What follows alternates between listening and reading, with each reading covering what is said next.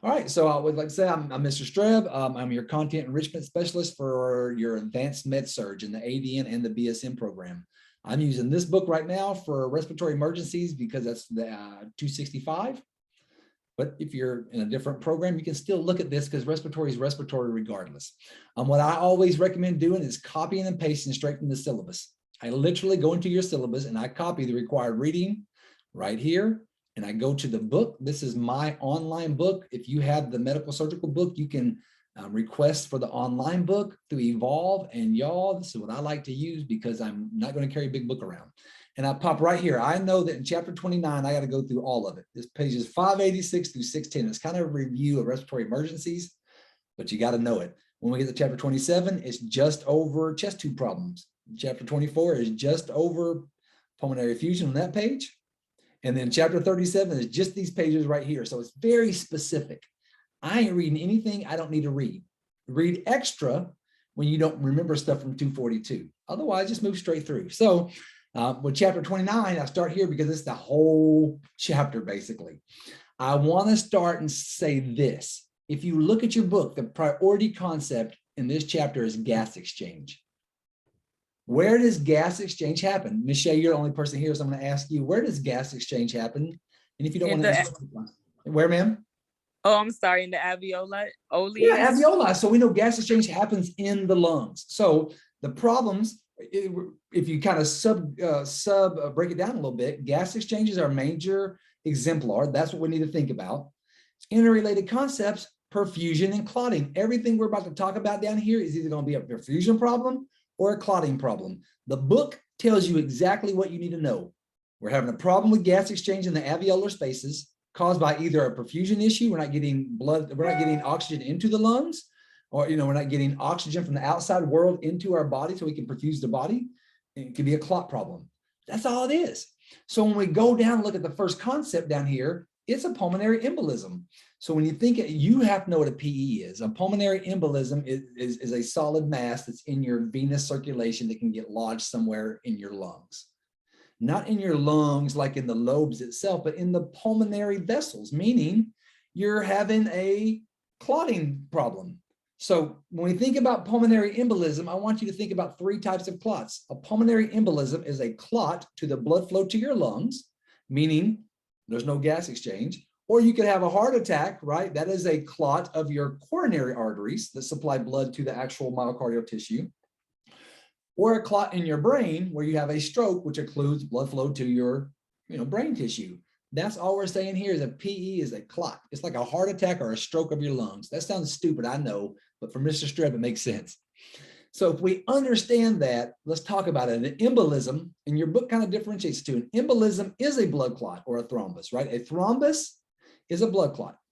An embolism is just a blood clot or any other object that has moved in your vessels and has lodged itself somewhere in the pulmonary circulation. I think that makes sense. Embolism can also be an air embolism. It could be a fat embolism, right? Like if you break your femur, you could have a fat emboli that could also get stuck in your lungs and cause a PE. So it doesn't have to be a blood clot. That's all a thrombus is. An embolus is anything that moves through your vascular system and gets clogged, especially in a PE, in your pulmonary vessels. So that's all. As long as you understand that, it's good. So we'll go a little deeper. When you were in 242, or if you're in 170, depending on what kind of bridge program or straight ADM program, when you're in those, we talked about some of the basic stuff. Now we're going to get a little further in depth. We're going to talk about things like a ventilation perfusion mismatch. You're like, what is that? A VQ mismatch. I'm going to start introducing terms and words I'm sure your instructors already have, but this is just something else to kind of talk about. I want you to think about this as well. When we talk about a pulmonary embolism, it's a blood clot, venous thrombus, right?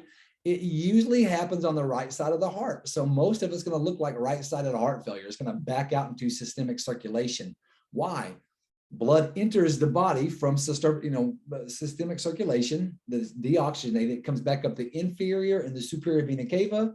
It drops into the right atrium. It goes through the tricuspid valve into the right ventricle. The right ventricle squeezes and sends that blood and that clot, right, or that embolism out the pulmonic artery, right, pulmonary artery through the pulmonic valve, and then it goes through the vascular system and gets stuck somewhere. And where does it do? It backs up into the right side. So you're going to see a lot of those right-sided heart failure type signs and symptoms of what you should be identifying when you look at a patient who has a pulmonary embolism. Kind of neat, right? So there we go, major risk factors, and you need to know these, no signs and symptoms. Your exam loves to give you in the stem of the question, it'll give you background information, like they're post-surgical, or they have some kind of central venous catheter, or your patient is obese, or they're pregnant. They're trying to paint a picture that this patient prolonged on mobility. If I'm laying around doing nothing, it leads to venous stasis, and we know that venous stasis leads to clotting the blood, and then now we're into a DVT that gets dislodged and becomes a pulmonary embolism. So make sure you're aware of this. You have to know the why. Why is that important? Because I'll say it again, when Mr. Streb's family member is laying in your bed and you're a nurse, I'm going to look you in your eyes, and I'm going to make sure you are supposed to know things. You need to look at my child, and if you know that they're immobile for a long period of time, or they just came back from surgery, that what is your responsibility? I need you getting my child out of bed. I need you walking them at least 5 minutes every hour, things like that. If you don't know that, you're not doing your job as a nurse. So I'm trying to make those connections. You never have to memorize stuff if you know your job. So go back here as well. Smoking, estrogen therapy. Why do those matter? I like to put notes over here. Think about a patient who is on birth control and they smoke. What does that put them at increased risk for, Ms. Shea, or anybody else? It puts them at an increased risk for clots. Absolutely. I think about when we talked about your liver, I think about this. Well, like people who are on metformin, I mean, kidney failure people, we say if you take two medications that are nephrotoxic, it increases your risk for kidney failure. Same thing here. If you smoke and are on estrogen, you just really putting yourself at risk for a PE or some kind of venous thrombus formation. Those are important. Those are those big items. Think about what I said, an embolism is not just a blood clot.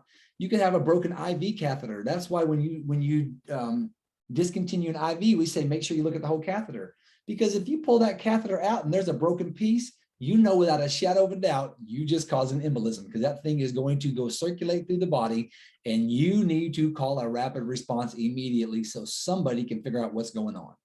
Truly, a fat embolism. Think about fractures. Why is it important? Because if you have a test question, more importantly, if you have my patient, my family member in your room, and they have a broken leg, I need you to be thinking about what that could lead to. That could lead to a fat embolism. You need to start thinking about signs and symptoms of a pulmonary embolism. So we're going to talk about those kind of things, because that's where your test is going to go. Hormonal birth control, bad, right? Because estrogen, hormones. If you got like an IUD that was non-hormonal, okay. I don't know what your test is going to ask. I don't know what ATI is going to ask, and I don't know what NCLEX is going to ask. But these are safety questions, and I assure you all three of those will ask these type of questions. All right, so kind of move down. We understand the disease itself. Great. We understand some of the background. If you don't understand what puts your patient at risk, how are you going to treat a patient who is at risk? Nursing school is not about passing exams. It's really learning how to save patients' life. And I mean that. That's why I do this job. I really want you to understand what your role in nursing is. So kind of come down. You know you have a patient who may or may not have some kind of pulmonary embolism based on all of these signs and symptoms that they might be exposed to. This is how you use your book. Now that I understand that, what can I do as a nurse? What is the health promotion, the maintenance? What is my responsibility with these patients? Prevent conditions that lead to a PE or some kind of thrombus. So if we're trying to prevent a thrombus formation, what would we do? What are some of the steps you can do? There's a good box down here also. What can you do to prevent thrombus from forming? To prevent thrombus from forming, you can get the patient up, get them walking, ambulated. Yeah. Yeah. You can do like passive range of motion with them. Absolutely. To keep blood from pooling or keep blood from becoming stasis, which will also lead to clotting. Yes, ma'am. You are killing it. I know y'all can see you already read. Good job. Seriously, Ms. Shea, I'm impressed. Absolutely. What you do to prevent clot formation or a thrombus is to get your patient up in bed. It is to put your SCDs on them, you know, your pneumatic compression devices, your subsequential compression device. That's what an SCD is. You put it on and it squeezes your leg. That's cool. But what happens if your patient comes back from surgery 4 hours ago and you just forgot to put your SCDs on? Would you want to put the SCDs on after the patient's been laying in bed for 4 hours? I would probably say no. I mean, because if they've been laying in bed for 4 hours, that's a pretty long time. Wouldn't you just want to get them out of bed at that point, get them walking, get them moving around? Well, I would say this, and I don't know that your book really specifies on time, but I say that to say this, and I like where you're going, Ms. Shea. To prevent thrombus, you do all the things that get them up to prevent venous stasis, right? You want to prevent that venous stasis. You want to prevent tight close, blah, blah, blah. If they already had venous stasis, now we're trying to prevent what? We're trying to prevent a thrombus, a pulmonary embolism. So the first part, we can stop thrombus by moving you around, giving you some like heparin or like Coumadin while you're in bed. Give you some kind of low molecular weight heparin. Right here, like it says, prophylactic low dose anticoagulants. Absolutely. Once you have a clot, then we want to make sure we don't do anything to make that clot dislodge. So you have a thrombus, you're trying to prevent a thrombus, and then you're also trying to prevent a pulmonary embolism. If my patient's been laying flat, their blood is definitely static. So you have venous stasis if they're laying flat for hours and hours, and you forgot to put the SCDs on. Your book does say you should call the doctor and get orders to do that first. I mean, because what would happen if there was a clot? Now you cause a pulmonary embolism. So this book here, always go in these Cusin boxes and look, prevent pressure ulcers. Don't put a pillow underneath there because they're sitting around doing nothing, right? These are where you as a nurse have to think. You have to check the circulation. You have to think about effective legs being up so they're not dependent, that we have good blood flow because of gravity. Those are the type of questions that pop up. And I like to think about, what can you do? Drink plenty of water. Change positions if you're just sitting there. Don't cross your legs at the knees or the ankles, really anywhere. Change positions at least every 5 minutes, every hour that you're sitting there. If you're on a plane, this is patient education. Y'all know that patient education is one of the biggest things we talk about in nursing school. And we do all kinds of test questions, like which of the following statements by the patient would indicate the need for further teaching? Cool, I can cross my legs at the knee. I should get up once every 2 hours. That would be a need for further teaching. If you didn't get in the book and find those things, how are you going to know what further teaching is? Patients, they need to know the risk for a PE and what they're going to do. So we're going to put them on a small dose heparin. That's what happens, or some kind of thrombin inhibitor to prevent the formation of clots. These are patients who are at risk for PEs, right? For adults who have ongoing thrombus formations and they have pulmonary embolism, we will put in something called a retrievable inferior vena cava filter, which means they're going to take a filter and stick it inside your vessel so it can filter any blood coming from the venous system before it gets into the right atrium, right ventricle, pulmonary circulation. Why do you think we put it in the inferior vena cava versus in the lung itself? What do you think? Because blood enters the right atrium, or it enters the heart from the superior and the inferior vena cava. Right. Yeah, exactly. Yes, ma'am. And you're more likely to get a clot formation, a thrombus. I'm going to start using the right word, a thrombus or a clot formation from your lower extremities, from, you know this, where are you going to get it from up top? Probably nowhere, if we're being honest. And if we're being honest, we wouldn't put it in the lung because the inferior vena cava is way bigger. So a bigger clot or even a tiny clots, we want to catch those before they get into the small vessels that we know exist when you get into the pulmonary vascular system. Great job. Thank you. So that you put it that way because the vessels, the inferior vessel is more bigger than the tiny like vessels in the lungs. Yes. That enables stop more clot formation because those thrombus now they can't get into the lungs to ever lodge, or they can't get into the heart and make its way through. We want to stop that bad before it ever gets into the heart and into the lungs. Okay. That's the way I think about it. And that's when I've talked to plenty of pulmonologists. I mean, I'm sure there's more than one school of thought on this, but yes, what you said as well is true. We want to catch it there also. Yeah. So Why do we do all of this? What is interprofessional collaborative care? I'm going to say this every time I teach any or do any kind of enrichment session, is that this patient belongs to me as much as it belongs to the pharmacist, as much as it belongs to the respiratory tech, and as much as it belongs to the physician. That is our patient. It's not the doctor's patient. The physician is not responsible for that patient living or dying. We, as a team, contribute greatly to this patient not dying. So when I think interprofessional, I really want you to think of yourself as a professional. I am a registered nurse, and I don't ever need to call a physician to ask how to do my job. As a matter of fact, NCLEX tests you on that. It says, how do you do SBAR? I call a physician to say, hey, physician, this is what I see, touch, feel, smell, whatever. This is my assessment. This is what I know what's going on. This is what Mr. Streb needs to do his job as a nurse. So please write these orders for our patient so I can get it done. I don't ever call a doctor to ask them, what should I do? A doctor can't tell a nurse how to do their job because a doctor's not a nurse, right? So I want you to start thinking about this. It becomes, the gravity of the situation becomes, to me, more impressive. What are the key features? What are the classic signs and symptoms of pulmonary embolism? Why does a nurse need to know that? Because I don't call a physician to verify if my patient's dying in bed. As a matter of fact, if I have a patient who is having a PE, my only recourse is to call a rapid response immediately so somebody can come relieve that, not to call a doctor. So what do we need to know? Sudden onset of dyspnea. That is one of the big ones. You get that sudden onset of dyspnea, sharp stabbing pains, right? We're thinking about pulmonary edema.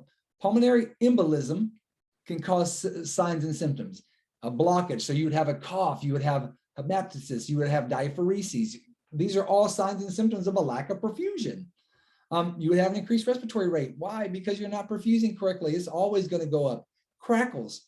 I'm not talking about crackles caused by heart failure. As a matter of fact, pulmonary embolism, one of the big signs and symptoms would be cardiac problems not caused by cardiac, right? Like, why would you have crackles? Because pulmonary edema is still going to happen. You're still causing pressure in the intervascular portion of your lung. So think about third spacing.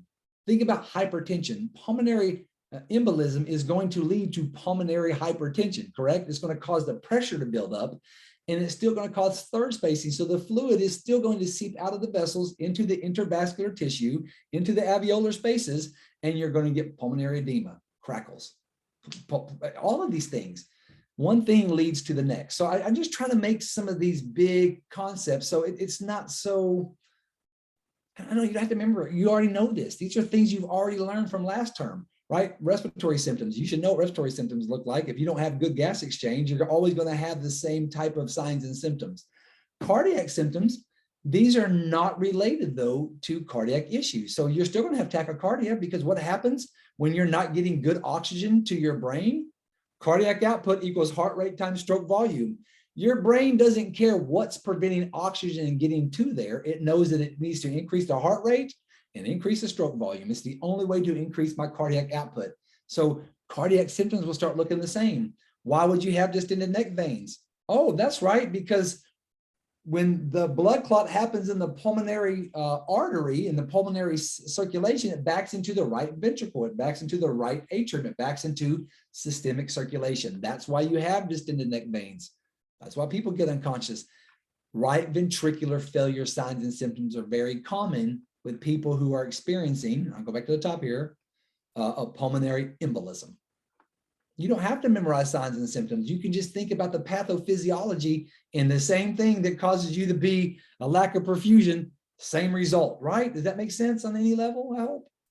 Yes, it does. Okay, if you Because want to what you're saying basically is, at the end of the day, is caused by a blood clot or like something that's going to occlude an artery in the lungs. Yes. And in order you for know, blood, Shay, you already know what a clogged artery looks like. You know how third spacing works. It's the same crap. It's just a different part of the body. That's it. Mm-hmm. Because in order for the blood to get to the lungs, it has to still go through the same process, like through the heart, in order for it to get to the lungs anyhow. Absolutely.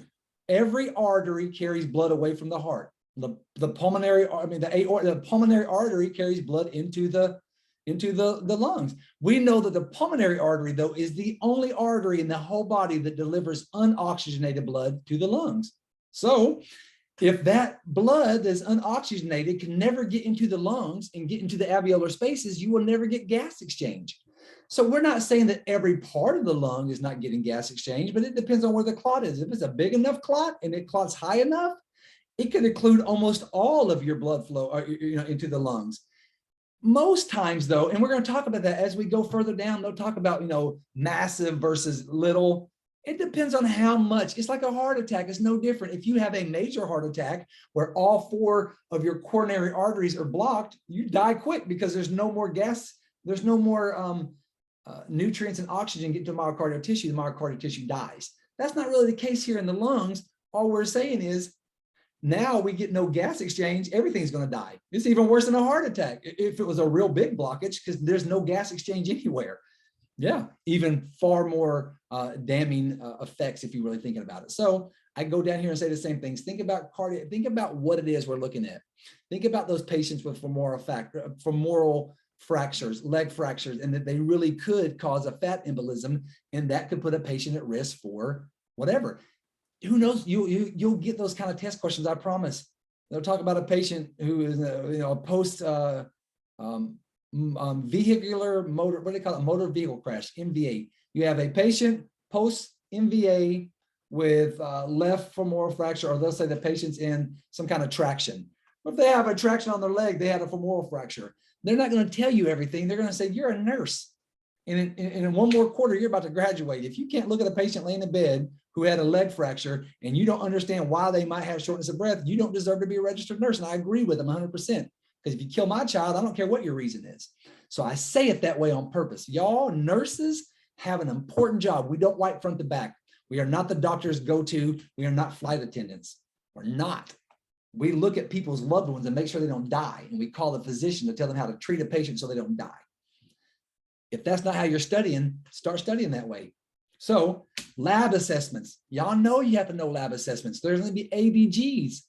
Hyperventilation is always going to be the first thing your body does when it's not perfusing correctly. What does hyperventilation cause you to do? It causes you to blow out all of your CO2. You're left with respiratory alkalosis. If you don't know what respiratory alkalosis looks like on an ABG, you will miss test questions because your questions are going to put out ABGs. Because as a nurse on the floor in the ICU, they're going to give you ABGs and they're going to say, oh, yeah, I expect respiratory acidosis because my patient is hyperventilating. Great, you can figure stuff out. As you progress, keep looking here in your book. I don't have to make this stuff up. You can start seeing how it goes. You can start seeing how your ABGs change. How when you start getting shunting. Does shunting make sense to you, Miss Shea, or anybody else? What shunting is when you say shunting from the right side of the heart? Blood from the right side of the heart to the left without picking up oxygen from the lungs. It's not like a hole, I don't think. Go ahead, ma'am.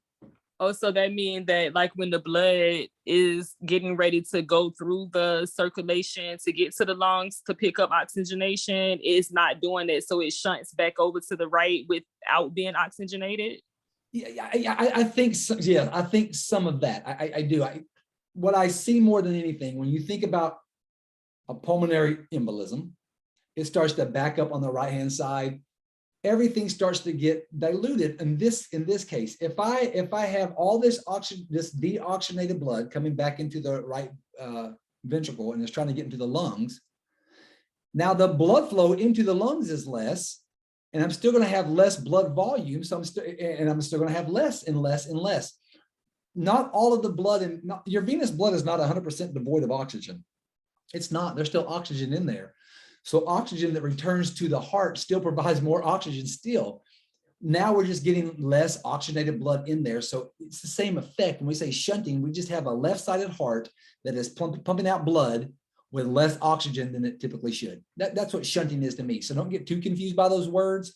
Shunting causes your PCO2 levels to rise, right? Because we can't get the CO2 levels back into the lungs to start to get that gas exchange. Why? Because we have a clot that's preventing blood into that portion of the lungs. Just like a heart attack. Certain part of the myocardial tissue doesn't work anymore because there's no blood flow, just like the lungs. Whatever part of that lung is not getting gas exchange, you don't get gas exchange. So it increases your CO2 levels. Now you start getting respiratory acidosis. the further on it goes.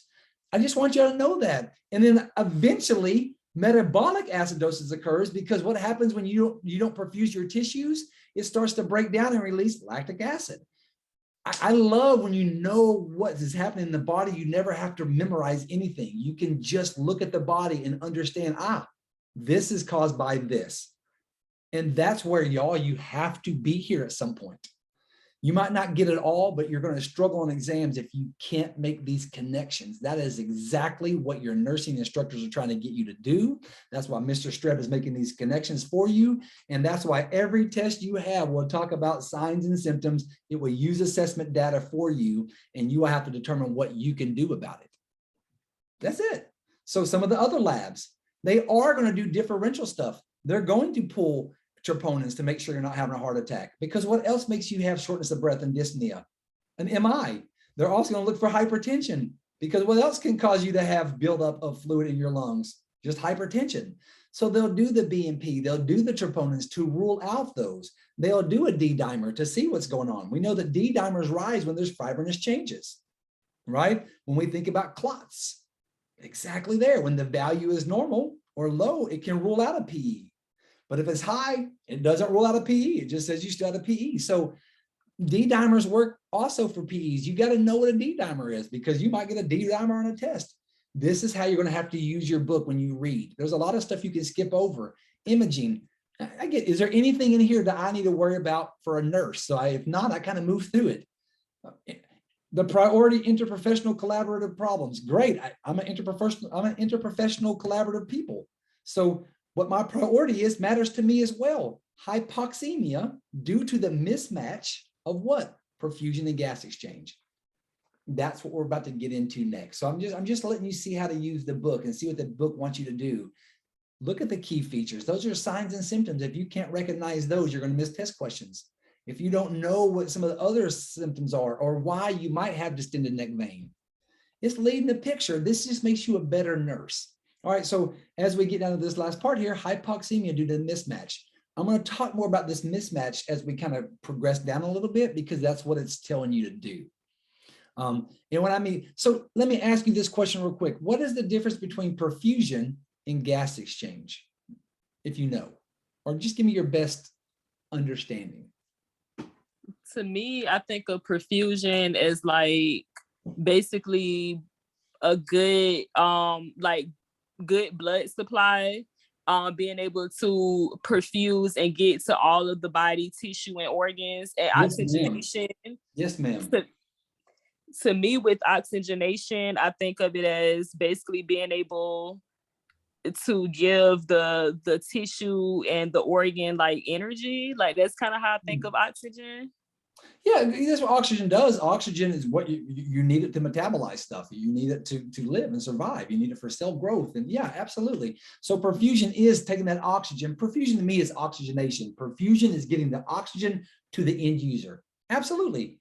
Gas exchange is just where the CO2 and the oxygen exchange in the alveolar spaces. So we can have a perfusion problem and we can have a gas exchange problem. I assure you a gas exchange problem leads to perfusion problems. You get where I'm going with that.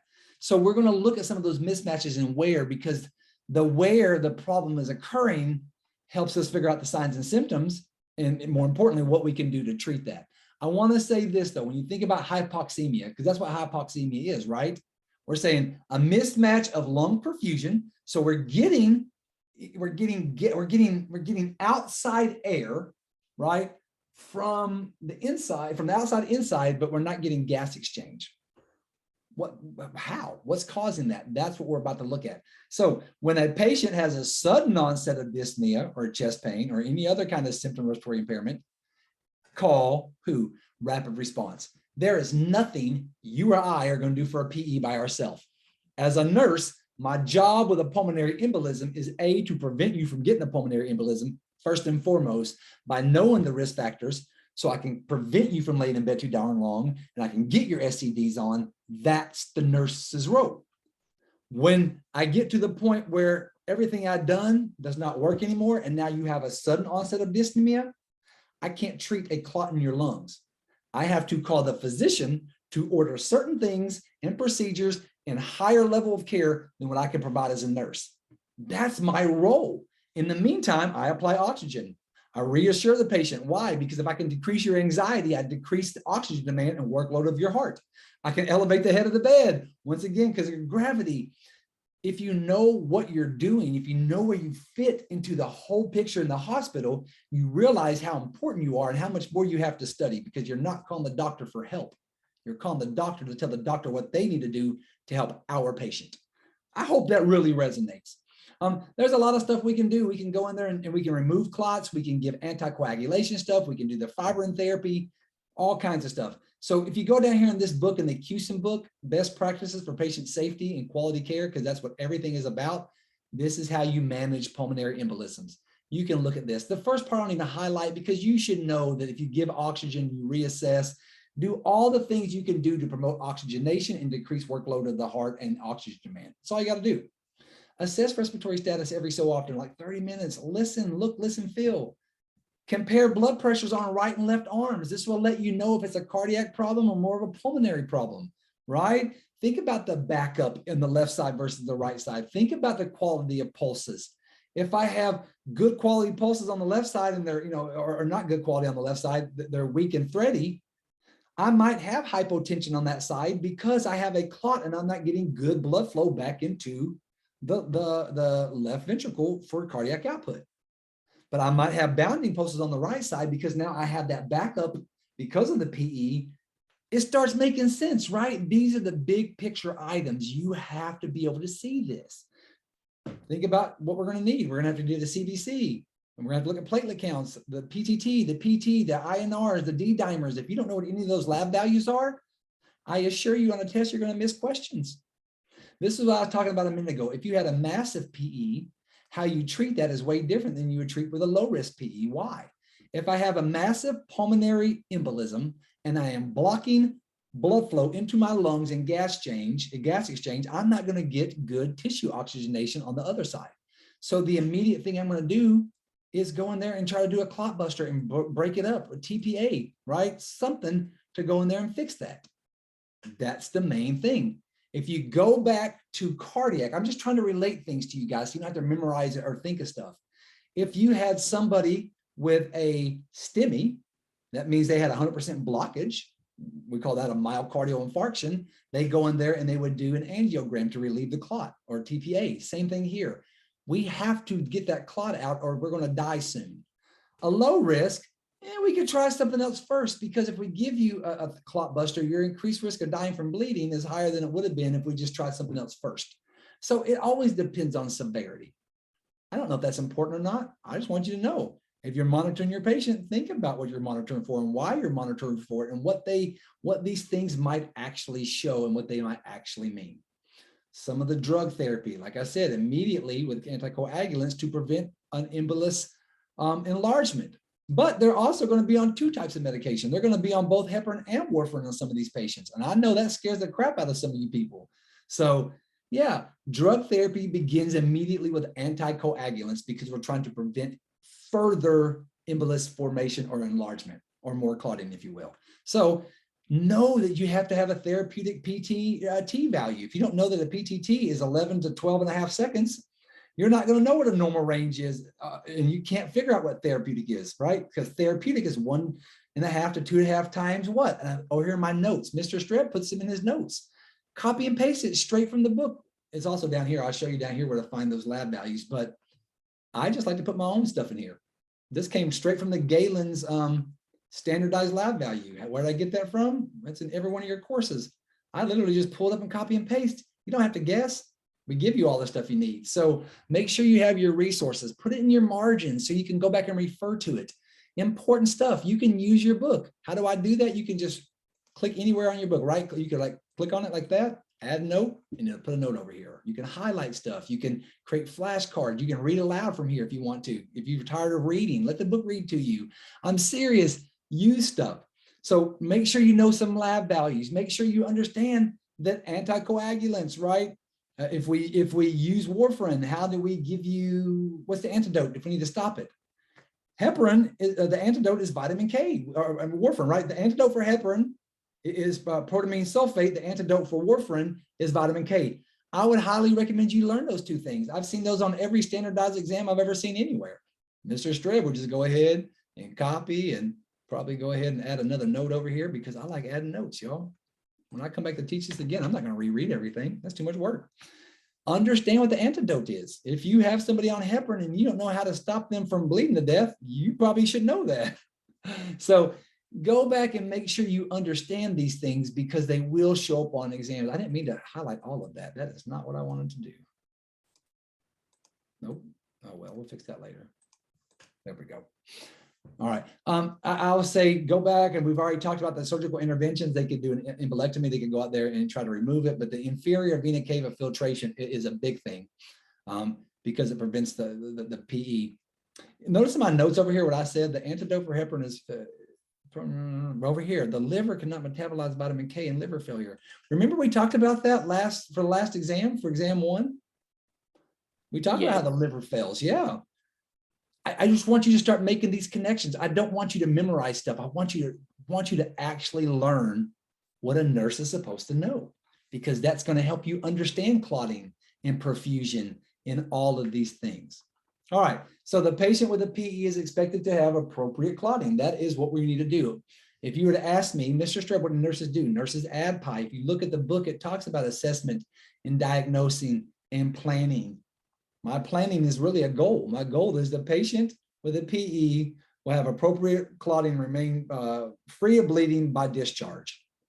How am I going to make sure that they're not bleeding? How am I going to make sure that they're not clotting? All of this stuff, I'm going to do CBCs and look for their H&H. If their H&H is low, that means they don't have enough hemoglobin. The CBC will also talk about impaired clotting. How do I know that? Because platelets determine clotting. How do I know if my patient's good or bad? Y'all, you have to know values. You have to know a hemoglobin less than like 10 is pretty bad, right? We start infusing and giving blood transfusions around a 7. I know they're different. I'm an ER trauma nurse. I don't really care what the values are. We don't ever give you blood products if you're above 10. We rarely if you're above 8. So for Mr. Streb, my values are somewhere different than yours. For an exam, if you're close, probably okay. Hematocrit, I always say if it's less than 30, it's pretty bad. If it's in the 30s, it's not a good thing. That's just what I say. You should probably memorize all of them. If you don't know that a patient's platelet count should be between 140,000 and 400,000, how are you going to know if they're getting better or worse? You're the one as the registered nurse creating the plan. You're saying my plan for this patient is they will not clot and not bleed. I mean, they'll have appropriate clotting and they won't bleed by discharge. How do you know you got your goal accomplished? You have to go back and look at it. So these are your SMART goals. This be realistic, measurable, attainable, timely, specific. You have to know numbers. That's where a care plan. I'm just showing you how to use the book, y'all. So a lot of this I kind of skipped through. I looked at it already. I'm not going to mess with it. Anything that we covered in 242 or 170, we're not going to cover again here. So when we get down to certain things, you're going to see I skip things because they don't really matter. Not in the context of what I'm trying to get you to understand. If you need to go back and learn 242, then you better do that on a Saturday on your own time, or make an appointment with one of us so we can go over it with you. All right. So when I think about respiratory failure, everything we talked about up here already, let's just go back to the very top. We said we're looking at gas exchange, interrelated concepts of perfusion issues, clotting issues. Everything we talked about so far is just kind of that. They all lead to respiratory failure. I think of respiratory failure as being like heart failure. It's not really a disease. It is a byproduct of stuff not working in your lungs that cause your respiratory system to fail as a whole. Like a myocardial infarction causes heart failure, right? Or infective endocarditis causes heart failure. A lot of things can cause your respiratory system to fail to do its job. It could be a lung issue. It could be a PE problem. That's a vascular problem, right? It doesn't matter. The lungs, the respiratory system can't do what? And what we're saying is air movement, which is ventilation, or blood flow, which is perfusion. Airflow into the lungs is ventilation, blood flow, perfusion. All of those are needed for gas exchange. So we're going to look down here at some of the mismatches. The mismatch is just saying, is it a ventilation problem? Are we not getting air movement into the lungs? Or is it a perfusion problem? We're not perfusing for whatever. So as we go down, there is ventilator failure and then there is oxygenation failure. I am simple-minded. If this doesn't work for you, it doesn't work for you. Ventilator failure for Mr. Strep is a blockage of air into the lungs. And that's very simplistic, but it just helps me know what I want to say, right? So ventilator failure, you can read this: air movement or blood flow, perfusion. Either way, there's a blockage of something. Oxygenation is just a lack of oxygen. It can be caused by all kinds of stuff. You can go back and reread those if you need a little more in depth on it, but ventilator failure usually results from any of these problems: a physical problem of the lungs or the chest wall, meaning I can't bring air in and out; a defect in respiratory control, like I have a brain problem, I'm not breathing in and out; respiratory muscles, like I'm paralyzed from the neck down, I have Guillain-Barré, I have myasthenia gravis, I can't physically do this. I can't get air from the outside world into my body. That is a ventilation problem. Cool. Gas oxygenation problem, and there's more in here, and we can go look at it. I'm going to show you a little further down how I like to look at it. So common causes of ventilatory problem, that's the top one up here. It could be an extrapulmonary cause, meaning something outside the lungs, like I said, myasthenia gravis, Guillain-Barré. It could be a stroke. It could be meningitis. You could be on opioids. If you take too many opioids, it decreases your respiratory drive. I don't care what the cause is. It's not your lung, and we're not getting air into the lungs. Cool. It could be intrapulmonary causes. Great. I have COPD. That's an obstructive airway disease. I can't get good gas exchange. I can't blow off enough CO2. So what again is what is respiratory failure? We'd have to go, it's a mismatch. It's like when we start having a PCO2 of less than 60. It's when your CO2 levels are too high. Nobody cares what the cause is, I'm telling you, except for the doctor, because the physician treats it. As a nurse, I know that patients with these diseases are very much prone to having ventilatory failure. My COPDers can't get good gas exchange. They can't blow up the CO2. If I have a pulmonary embolism, if I have a pneumothorax, I don't have good, what? Lungs. I don't have lungs. If I have a PE, I'm not getting air into the lungs. If I have a pneumothorax, there's no lung to get air into. It doesn't matter what the cause is. It starts making sense. We'll get into ARDS in a minute, but this is what, I keep going back up, acute respiratory failure looks like. Oxygenation failure. What did I just say? One of them, you can't get air in. One is lack of oxygen. If you're in Denver trying to run, high altitudes could put the amount of oxygen in the air smaller. Closed spaces. We hyperventilate. We blow off all the CO2. Now we have no air. Smoke inhalation. What does carbon monoxide poisoning really do? What does carbon monoxide bind to? Do you remember? I remember a little bit. I know it displaces like hemoglobin, doesn't it? From the red blood cell. You're right on the track. Yes, ma'am. It displaces the oxygen off of the hemoglobin. Yes, ma'am. Man, somebody knows her stuff. I know you're going to pass. Great job. I'm serious. Yes, you understand that when you inhale carbon monoxide has a greater affinity to adhere to hemoglobin than oxygen. So you can put a face mask on your patient and you can ventilate all day long. If you can't get oxygen into the cells, that's an oxygen failure. That's all we're saying. So I say this because your test has weird questions sometimes, not just this one, but ATI and NCLEX. And they might talk about ventilatory failure, oxygenation failure. If you don't know what that looks like and you're not hear those words, then you'll just miss test questions because you're so confused on what it looks like. So I'm gonna fill in. This is what we call content enrichment. I'm trying to enrich what you've already learned from your instructor to make it make more sense. So if this helps, great. If not, y'all got to let me know so we can figure out something new. All right. Once again, oxygen therapy is appropriate for a patient in acute hypoxemia. It is used for acute respiratory failure to keep the PaO2 levels above 60. So I just want to say that again. I already said that we know respiratory failure is when we have a PaO2. Partial arterial oxygen levels is usually 80 to 100. When we have respiratory distress, it's less than 70. Respiratory failure is a less than 60. That means that we can't really get any good gas exchange. So now let's take it a step farther and say acute respiratory distress syndrome is the same thing we just talked about. It is acute respiratory failure with these features. So we're just getting a little further. We're saying acute respiratory distress syndrome is acute respiratory failure, and you have hypoxemia that despite putting you on 100% air, we have a non-rebreather on at 100%, you still have refractory hypoxemia. That is a cardinal feature. So if you don't know what refractory hypoxemia is, it's just mean the same thing. You have 100% oxygen on. There's absolutely no reason you should be hypoxic. Like, it makes zero sense. That's how you know you have some issue getting oxygen into the lungs and you're getting a problem with gas exchange. And that's how you know it is a respiratory problem and not a cardiac problem. So acute lung injuries, if I stab you with a knife in your lung, it will lead to this. If you get burned, you inhale hot steam, you get an inhalation burn, it's going to cause the same thing. Acute lung injury is going to lead to acute respiratory distress syndrome. That's all we're saying. So signs and symptoms, it's just your lung is no longer able to do what it's supposed to. That's all we're saying. So table 29.4 talks about what common causes of acute lungs are. Shock, trauma, if you have sepsis, if you aspirated something from your stomach, like you got intubated and we didn't give you an NG tube to decompress your stomach.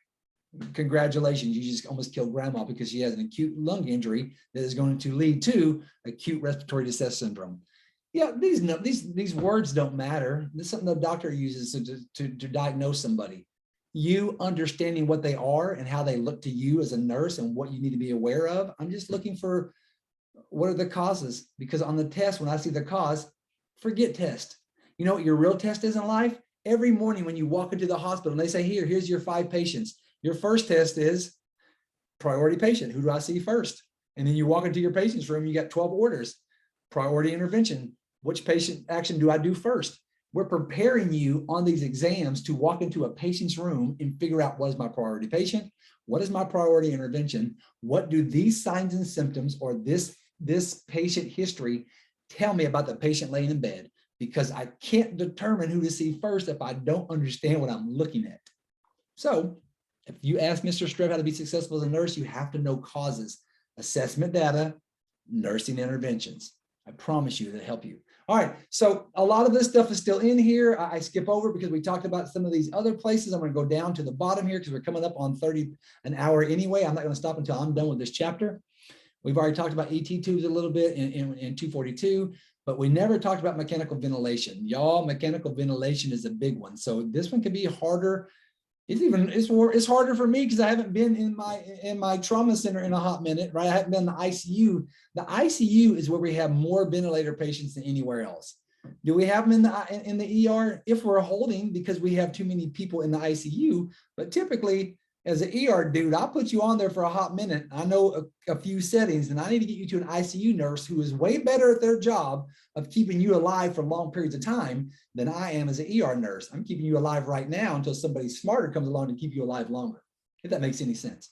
So go back and look at ventilators, but care of the patient received. This is you. Who else but the nurse? That's why it says QSIN.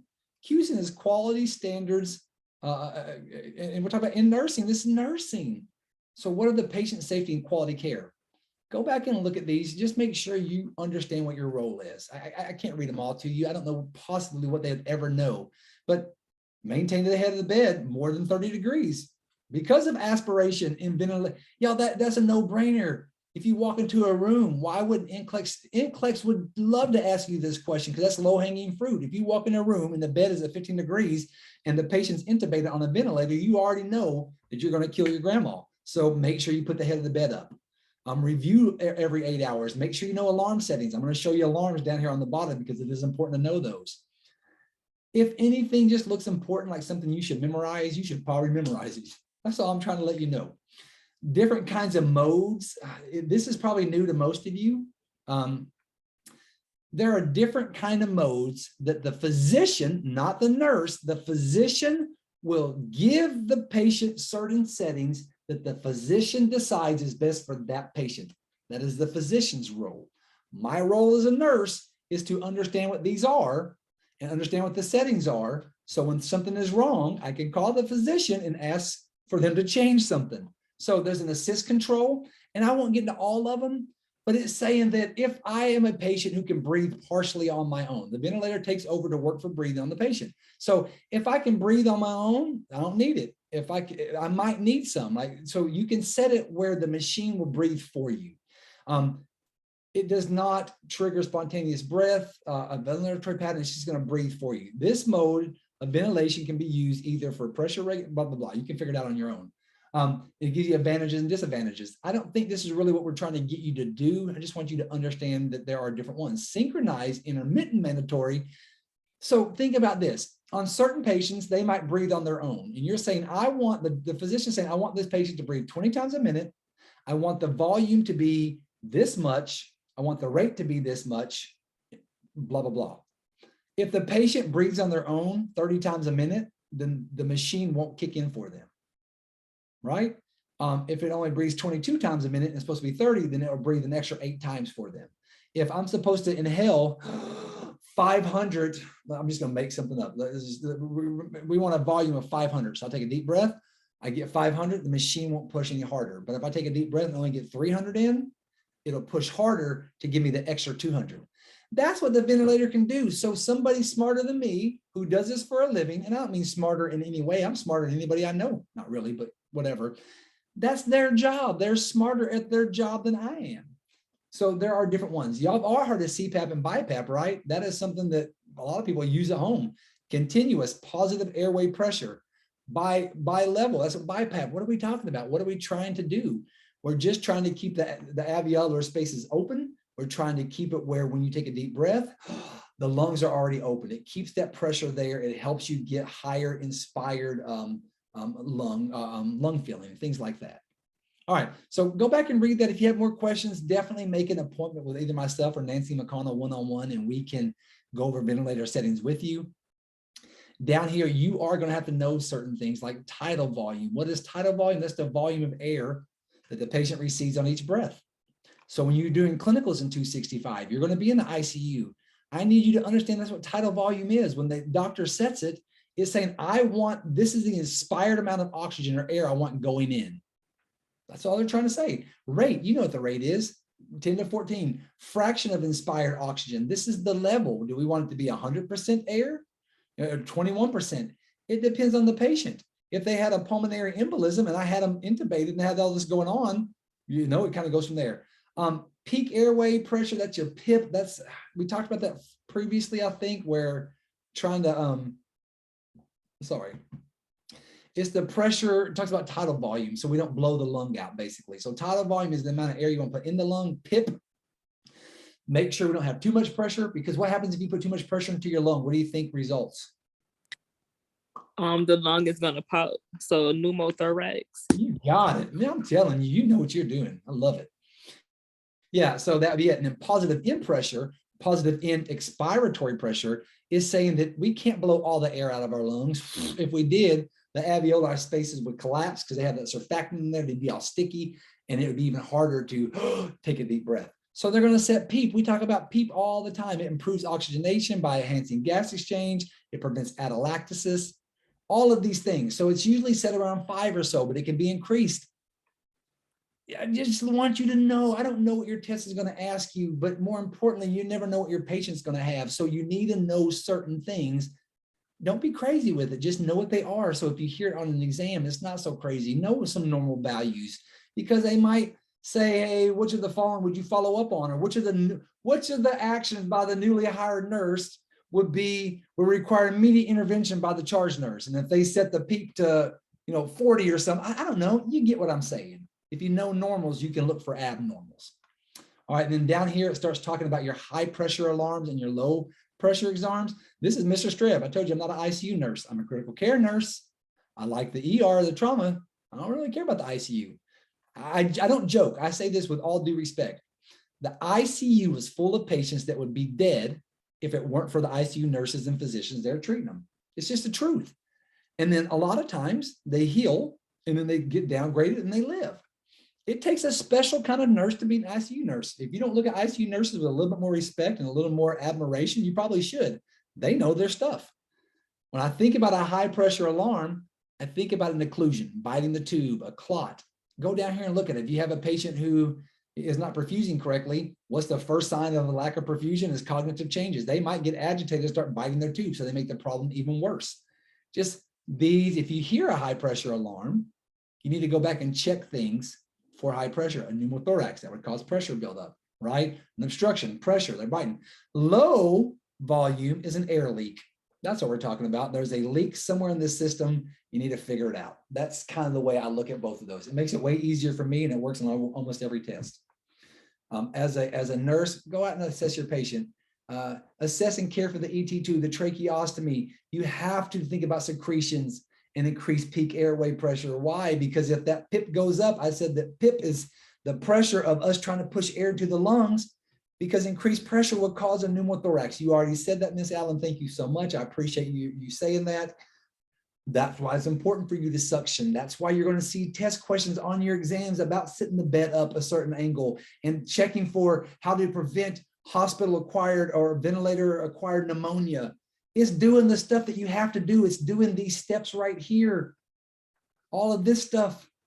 We're going to test you on this. We're going to test you on how you as a nurse are not going to kill my loved one when you take care of that patient.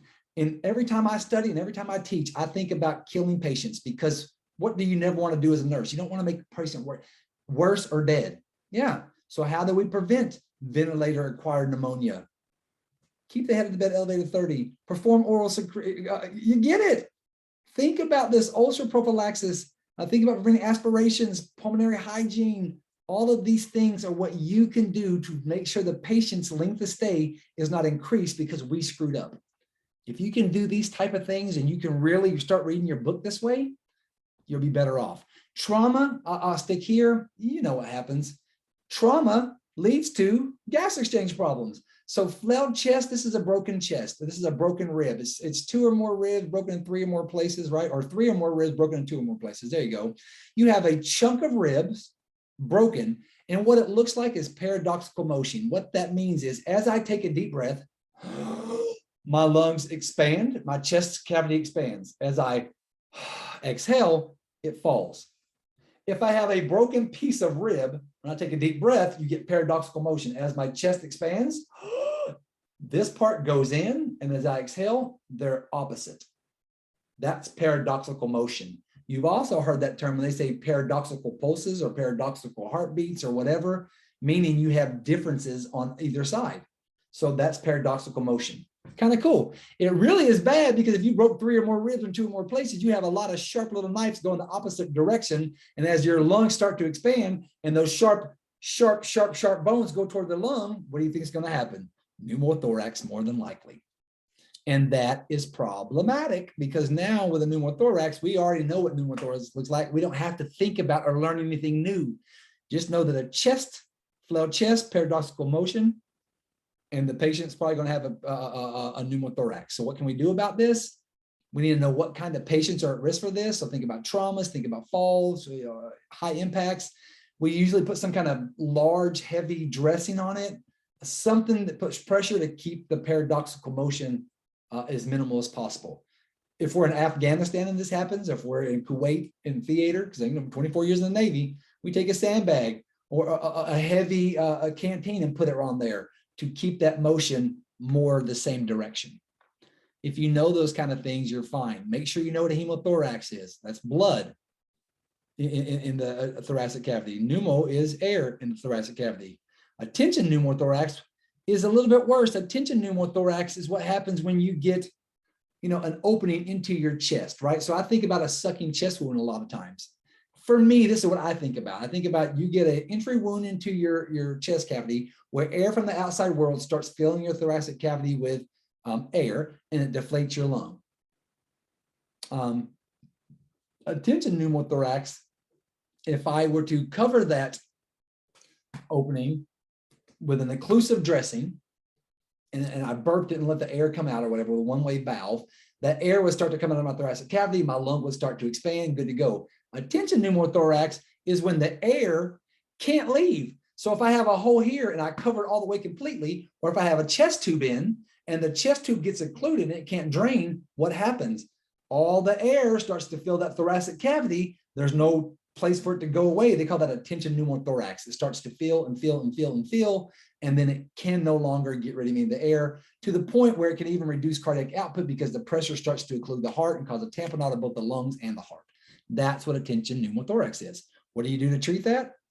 Whatever the cause is, if you don't have a chest tube, it's probably going to be a chest tube. Initially, it'll probably be a needle thoracentesis in the second intercostal space. Just know what the treatments are.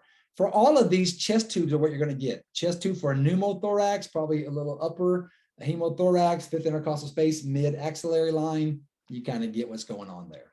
All right, so that was chapter 29. I'll do another one of these, a couple more. I'll do another one for the rest of them, and we'll kind of go from there. Any questions? Let me go ahead and stop. No, not that I